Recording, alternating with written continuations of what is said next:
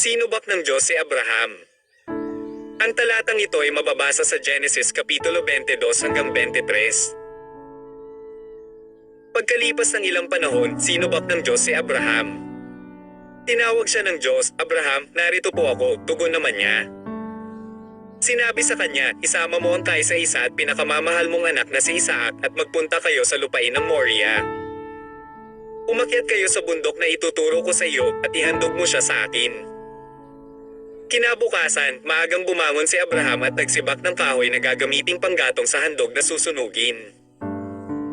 Inihanda niya ang asno at umalis kasama si Isaac at ang dalawang aliping lalaki papunta sa lugar na sinabi ng Diyos sa kanya. Nang ikatlong araw ng paglalakbay, natano na nila ang dakong kanilang pupuntahan. Kaya't sinabi ni Abraham sa kanyang mga alipin, "Bantayan ninyo rito ang asno at kami na lamang ng bata ang aakyat sa bundok. Sasamba kami sa dako roon at babalikan namin kayo." Ipinapasa ni Abraham kay Isaac ang kahoy na panggatong. Dala naman niya ang apoy at patalim at magkasama silang lumakad. Tinawag ni Isaac ang pansin ng ama, "Ama." "Ano iyon, anak?" tugon ni Abraham. "Mayroon na tayong apoy at panggatong, ngunit nasaan ang tupang ihahandog?" tanong ni Isaac.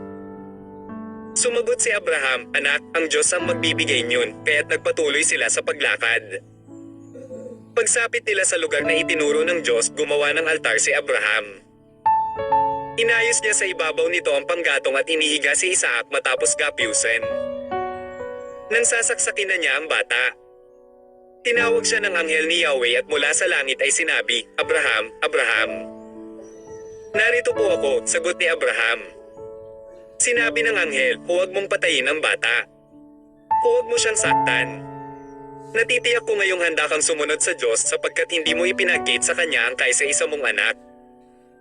Paglingon niya ay may nakita siyang isang lalaking tupa na ang mga sungay ay napasabit sa mga sanga ng kahoy. Ito ang kinuha ni Abraham at inihandog sa halip na ang kanyang anak. Kaya't ang lugar na iyon ay tinawag ni Abraham na si Yahweh ang nagkakaloob at magpahanggang ngayon sinasabi ng mga tao sa bundok ni Yahweh ay may nakalaan. Mula sa langit nagsalitang muli kay Abraham ang anghel ni Yahweh. "Ako'y nangangako sa pamamagitan ng aking pangalan, Yahweh. Sapagkat hindi mo ipinagkait sa akin ang kaisa-isa mong anak, pagpapalain kita. Ang lahi mo'y magiging sindami ng bituin sa langit at ng buhangin sa dagat. Sasakupin nila ang mga lunsod ng kanilang mga kaaway. Sa pamamagitan ng iyong lahi, pagpapalain ng lahat ng bansa sa daigdig sapagkat sinunod mo ang aking utos." Binalikan ni Abraham ang kanyang mga alipin.